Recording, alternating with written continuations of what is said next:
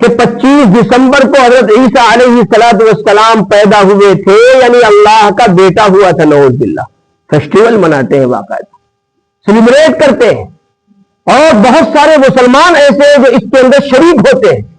باقاعدہ وہ شرکت کرتے ہیں، ہیپی کرسمس، میری کرسمس کہہ رہے ہوتے ہیں، ان کو بتایا جائے سمجھایا جائے تو ماننے کے لیے تیار نہیں ہوتے، اس کو سمجھتے ہیں کہ پرانی باتیں، نعوذ باللہ۔ یاد رکھیے قرآن اتنی ناراضگی کے ساتھ اللہ فرما رہے ہیں کہ وقالوا اتخذ الرحمن ولدا،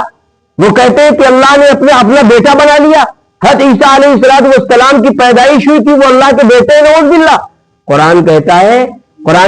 کہ اتنی بڑی بات کہی، اتنا خطرناک الزام ہے کہ تکاد السماوات یتفطرن، اتنا بڑا الزام ہے کہ حق ہے کہ آسمان پھٹ جائے، اور فرمایا وتشق الارض، زمین پھٹ پڑے، وتخر الجبال، اور یہ پہاڑ ڈھہ جائیں، اتنی بڑی بات ہے، اتنا بڑا گناہ ہے یہ،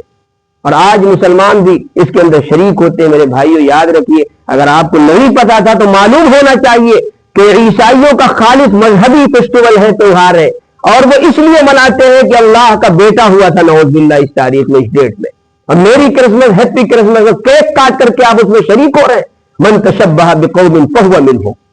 قرآن کہتا ہے، حدیث میں نبی پاک علیہ السلام نے فرمایا جو کسی قوم کی مشابہت اختیار کرے گا، کسی قوم کی رسومات کی کاپی کرے گا، ان کے فیسٹیول میں شریک ہوگا، سیلیبریٹ کرے گا،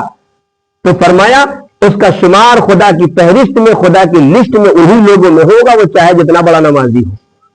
چاہے جتنے بڑے دعوے ایمان کے کر رہا ہو، لیکن اللہ کے شمار اسی لسٹ میں حضور فرما رہے ہیں۔ اسی طرح نبی پاک علیہ السلام نے فرمایا لَتَتَّبِعَنَّ سُنَنَ مَنْ قَبْلَكُمْ، تم سے پہلے جو قومیں ہو گزری ہیں، میری امت ضرور ان کی پیروی کرے گی، شِبْرًا بِشِبْرٍ وَذِرَاعًا بِذِرَاعٍ، کہ جیسے ایک بالش دوسرے بالش کے برابر ہوتا ہے، بالکل اسی طرح کریں گے۔ اور اس کے بعد فرمایا کہ اگر پچھلی قوموں میں کوئی ایک گوہ کے دل کے اندر داخل ہوا ہوگا تو میری امت کے لوگ بھی داخل ہوں گے۔ صحابہ کرام نے عرض کیا الیہود والنصارى، اللہ کے نبی صلی اللہ علیہ وسلم کیا اس سے مراد یہودی ہے، نصرانی ہے، عیسائی ہے؟ فرمایا من ہو، پھر اور کون ہو سکتا ہے؟ یعنی مطلب یہ کہ ان کی نقالی کرے گی میری قوم، میری امت، اس لیے بچنا چاہیے ہمیں اور آپ کو ان تمام چیزوں سے۔ بہرحال کیونکہ اللہ رب العزت نے اس آیت کے اندر فرمایا لم یلد، اللہ نے کسی کو جنا نہیں، کیونکہ اہل عرب کی عام طریقے سے ان کے یہاں کنیتیں ہوتی ہیں، وہ جیسے کہیں پوچھیں گے فلاں کس کے دوست سے، کہیں گے وہ ابو فلاں، فلاں کے باپ، یعنی یہ کنیت ہوتی ابو فلاں، جیسے حضور اکرم صلی اللہ علیہ وسلم کی کنیت ہے ابو القاسم، اسی طرح سے ابن فلاں، جیسے حضرت عبداللہ ابن عمر رضی اللہ عنہ کی کنیت ہے ابن عمر، تو ابن عمر، ابو عمر، ابو القاسم یعنی قاسم کے باپ، اور ابن عمر کا مطلب عمر کے بیٹے، تو یہ تو کنیتیں ہوا کرتی ہیں۔ تو اہل عرب نے پوچھا کفار مکہ نے کہ ابن اللہ اور ابو اللہ کون ہے؟ تو قرآن نے اس کا جواب دیا کہ اللہ نہ کسی کا باپ ہے اور نہ اللہ کا کوئی بیٹا ہے، اس لیے کہ اگر اللہ کا باپ ہوگا تو باپ بھی تو اللہ ہوگا، جیسے انسان کا باپ انسانی تو ہوگا، کوئی دوسرا ہوگا، انسان کا بیٹا انسانی تو ہوگا، تو اگر اللہ کے باپ ہوں گے تو وہ بھی اللہ ہو جائیں گے، اور اللہ کا بیٹا ہوگا تو وہ بھی اللہ ہوگا، تو پھر اللہ اکیلے کہاں رہے؟ اور پھر بیٹا جو ہوتا ہے بڑھاپے میں سہارا ہوتا ہے، چاہیے، یا شادی ہو جاتی ہے اس کے بعد بیٹا چاہیے، اولاد چاہیے، تو چاہیے بھی تو احتیاج ہے، ضرورت ہے کہ ہمیں یہ چیز چاہیے، اس کا مطلب یہ کہ میں اس کا حاجت مند ہوں، محتاج ہوں، تو پھر اللہ تعالیٰ بھی محتاج ہو جائیں گے۔ پھر کہتے چلو کوئی بات نہیں، اللہ کا کوئی بیٹا نہیں، اللہ کا کوئی باپ نہیں، اللہ اکیلے ہے، کوئی اور پارٹنرشپ ہوگی، اللہ کا کوئی اور شریک ہوگا۔ اللہ نے کہا لم ولم یکن لہ کفوا احد، اللہ کا کوئی بھی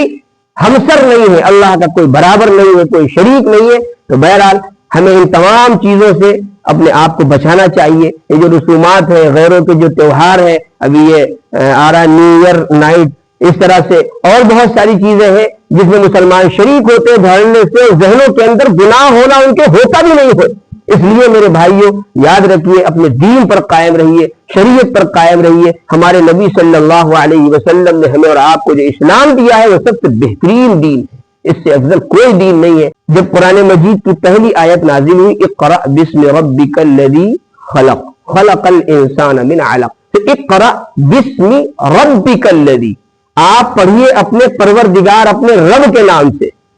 تو اب یہ رب لفظ آیا تو کفار مکہ چونک گئے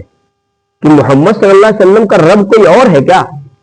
یعنی مطلب یہ انہوں نے کہا انصب لنا ربک، ہماری جو مورتیاں ہیں ان کا نسب نامہ ہے باقاعدہ، ہم نے کس کی مورتی بنائی، کس شکل کی بنائی، تمہارا جو رب ہے آخر وہ کون رب ہے، اس کا نسب بیان کیجئے، بتائیے ان کے ابا کون تھے، ان کے ابا کون تھے، ان کے ابا کون تھے، اس طرح نسب بیان کیجئے۔ قرآن مجید میں بھی اس سے پہلے بھی رب کا لفظ استعمال ہوتا تھا۔ حضرت یوسف علیہ السلام نے پوچھا تھا ارباب متفرقون خیر ام اللہ الواحد القہار، کیا یہ تمہارے جو مختلف قسم کے بت ہیں یہ بہتر ہے یا ایک اللہ جو قہار ہے وہ بہتر ہے؟ اسی طرح حضرت موسیٰ علیہ السلام حضرت ہارون جب فرعون کے پاس گئے ہیں، اللہ کی دعوت دی ہے تو اس نے پوچھا من ربکما یا موسیٰ، اے موسیٰ تمہارا پروردگار کون ہے؟ انا ربکم الاعلی، یہ چھوٹے چھوٹے تو بہت سارے رب ہیں اور ان میں سب سے اعلیٰ قسم کا رب میں ہوں۔ پروردگار اپنے رب ہونے کا دعویٰ کرتا تھا، خدائی کا دعویٰ کرتا تھا، تو اسے پوچھا من ربکما یا موسیٰ، اس طرح سے سوال کیا۔ تو معلوم ہے کہ رب، اور آج بھی عیسائی اس کو استعمال کرتے ہیں، رب کا مطلب ہوتا ہے لاڈ، لاڈ جو عیسائی کہتے ہیں لاڈ، تو پروردگار، پالنے والا، پالنہار، وہ آج بھی اس کو استعمال کرتے ہیں۔ تو معلوم ہے کہ رب کا استعمال پہلے بھی ہوتا تھا، لیکن اور اللہ کا لفظ جو ہے چاہے وہ مشرک ہو کافر ہو، آج بھی زمانے میں ہمارے زمانے کے بھی مشرک کافر یہ لفظ کسی اور کے لیے استعمال نہیں کرتے، اللہ کا لفظ صرف اللہ ہی کے لیے استعمال ہوتا ہے۔ عیسائی